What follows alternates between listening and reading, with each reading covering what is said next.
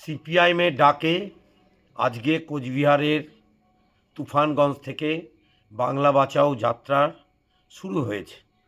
আগামী ৩, ৪, ৫ মালদা জেলায় প্রথম দিন হরিশ্চন্দ্রপুর থেকে চাঁচল, দ্বিতীয় দিন চাঁচল থেকে ইংরেজবাজার শহর এবং ৫ তারিখে ইংরেজবাজার শহর থেকে ইংরেজবাজার গ্রাম হয়ে মানিকচক বিধানসভা, মিল্কিতে পদযাত্রা, চৌকি বাসস্ট্যান্ডে সভা, মানিকচকে পদযাত্রা, মথুরাপুরে বোচাহি থেকে ভূতনি ব্রিজ পর্যন্ত পদযাত্রা এবং সবশেষে বিকেল ৩টের সময় ভূতনির উত্তর চণ্ডীপুর ব্যাংক মোড়ে, যেটা ফানি মোড় বলে পরিচিত, সেইখানে সুবিশাল সমাবেশ হবে। এই সমগ্র পদযাত্রায় উপস্থিত থাকবেন আমাদের পার্টির রাজ্য সম্পাদক, পলিট ব্যুরো সদস্য কমরেড মোহাম্মদ সেলিম, উপস্থিত থাকবেন সিআইটুল জেনারেল সেক্রেটারি জিয়াউল আলম, আমাদের জেলার দায়িত্বে কেন্দ্রীয় কমিটির সদস্য কমরেড সুমিত দে এবং আমাদের রাজ্যের জনপ্রিয় নেত্রী মীনাক্ষী মুখার্জি, শতরূপ ঘোষ, ময়ূক বিশ্বাস, প্রণয় কাটজি, প্রতিকুর রহমান এবং আমাদের জেলা সম্পাদক কৌশিক মিশ্র, রাজ্য কমিটির সদস্য জামিল ফিরদৌস সহ এই নেতৃত্বরা মানিকচক বিধানসভার বাসীর সাথে, তারা হচ্ছে এই যে আমাদের এখানে কোথাও পদযাত্রা, কোথাও ট্যাবলো নিয়ে যে আমাদের যাত্রা হবে, মূল রাস্তা ধরে সেই রাস্তার পদযাত্রায় হাজার হাজার মানুষের সাথে তারাও সাথ দেবেন, সমবেত হবেন এবং আমাদের সাথে এই সমাবেশে অংশ নেবেন। এবং রাত্রেবেলা একদম গিয়ে ওই কালুটন টোলা, যে বাঁধের উপর 1000-এর উপরে মানুষ ত্রিপলের নিচে বসবাস করছেন, সেইখানে আমরা যে সুবোধ চৌধুরী পাঠশালা বিকল্প শিক্ষার কথা বলে ডিওয়াইএফআই খুলেছে, সেইখানে যে ছাত্রছাত্রীরা আসছেন, তাদের পরিবাররা যে গঙ্গা ভাঙনে বিপর্যস্ত হয়ে 1 ছটাক জমি তাদের নেই, তারা যে বাঁধে বসবাস করছেন, সেই একদম যেখানে বটগাছটা জলের তলায় চলে যায়, সেইখানে হচ্ছে আমাদের নেতৃবৃন্দরা রাতের বেলা তাদের সাথে সাক্ষাৎ করবেন, তাদের কথা শুনবেন। এই যে সুবিশাল কর্মসূচি, বিশেষ করে 5ই ডিসেম্বর শুক্রবার দিন আমরা জুম্মার যে নমাজের সময়টাকে মাথায় রেখে করতে হয়, আমাদের কোনো উৎসব থাকলে সে হিন্দু ধর্মের হোক বা সংখ্যালঘু মুসলিম মানুষের হোক, সেগুলোকে মেনটেন করেই আমরা এই গোটা কর্মসূচিটা নিয়েছি এবং ইতিমধ্যে ব্যাপক সাড়া আমাদের হচ্ছে, প্রচুর দেয়াল লিখন হচ্ছে। গোটা মানিকচক ব্লককে আমরা লালে লাল করে দিব। মানিকচকে এবার লাল, মানুষ অভিজ্ঞতা দিয়ে বুঝছেন এবং আমরা দেখেছি 2018 সালের পর থেকে যতগুলো নির্বাচন হয়েছে, ওই এনআরসির 2021 সালের নির্বাচন ছাড়া, সেটা তো ভয়ভীতির নির্বাচন ছিল, তৃণমূলের ভোট সবচেয়ে কম পেয়েছে এই মানিকচক বিধানসভায়। বিজেপির ভোট 4.5% কমেছে, তার মানে বাইনারি ভাঙছে। মানুষ যারা বিভ্রান্ত হয়ে তৃণমূল এবং বিজেপিতে ছিলেন, তারা বামপন্থীদের পক্ষে আসছেন এবং ধর্মনিরপেক্ষ শক্তিকে ঐক্যবদ্ধ করছেন।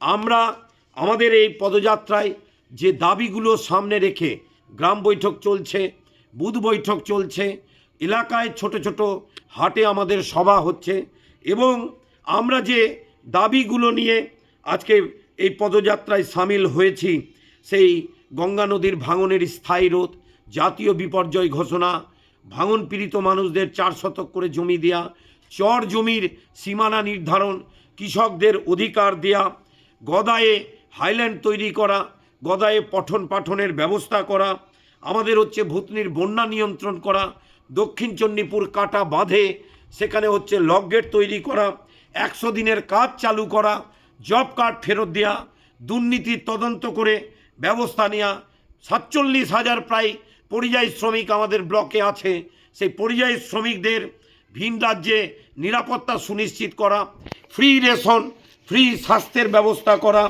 বিড়ি শ্রমিকদের 1000 প্রতি 202 টাকা মজুরি দেওয়া, বিশেষ করে বয়স্ক, কৃষি, বার্ধক্য এবং বিধবা প্রতিবন্ধী ভাতা 5,000 টাকা করা, মহিলাদের স্বনির্ভরতা আত্মনির্ভরতা গড়ে তোলা, মানিকচক রাজমহলে যে যোগাযোগ ব্যবস্থা আন্তঃরাজ্য সম্পর্ককে উন্নত করার জন্য আমাদের মানিকচক ঘাটে ব্রিজ তৈরি করা, মথুরাপুরে বাস স্ট্যান্ড তৈরি করা, পিএইচইর জল সব জায়গায় পৌঁছানো, রাস্তাঘাটের সংস্কার করা, নূরপুর নাজিরপুর এলাকায় ব্যাপক সবজি চাষ হচ্ছে, আম গাছ কেটে সবজি লাগানো হচ্ছে, তাদের জন্য হিমঘর তৈরি করা যাতে চাষিরা সুবিধা পায়, মানিকচকে একটা দমকল কেন্দ্র তৈরি করা, আমাদের কিষাণ জাতি একবারে মুখ্যমন্ত্রী এনায়তপুরের মাঠে ঘোষণা করলেন, বিজেপির নেতারা বারে বারে এসে ঘোষণা করলেন।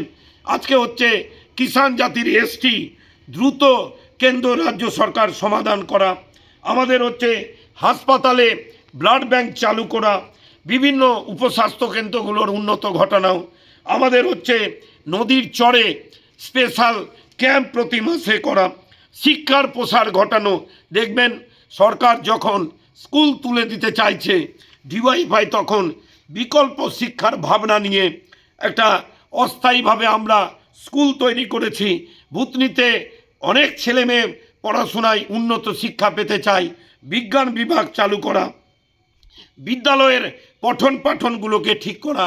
আর এলাকায় লাল ঝান্ডা যত বেড়েছে আমরা দেখছি ইদানিংকালে কিছু ধর্মীয় উৎসবের নাম করে মানুষের ওখানে রাজনৈতিক নেতাদের বিরুদ্ধে বিষোদ্গার করা হচ্ছে এবং যে ধর্মীয় সম্মেলনের মধ্যে কিছু সন্ন্যাসীর নাম করে আজকে উস্কানি দেয়া হচ্ছে। কিন্তু মানিকচকে লাল ঝান্ডার কর্মীরা অতন্দ্র প্রহরীর মতো আছে।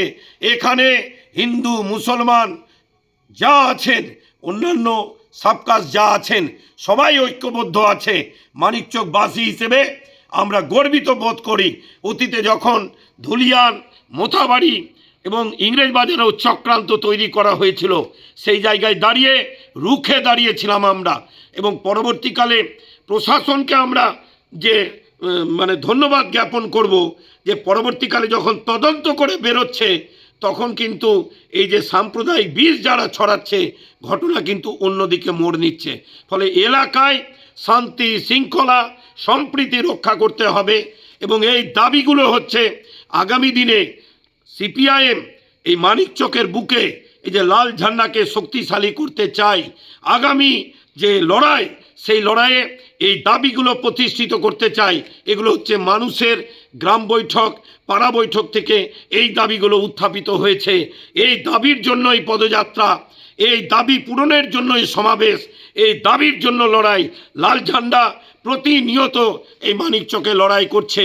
সেই লড়াইয়ে সকল মানুষকে আমরা আবেদন জানাচ্ছি, জাতি ধর্ম বর্ণ নির্বিশেষে সমস্ত মানুষ আমাদের এই লাল ঝান্ডার লড়াইয়ে সামিল হন।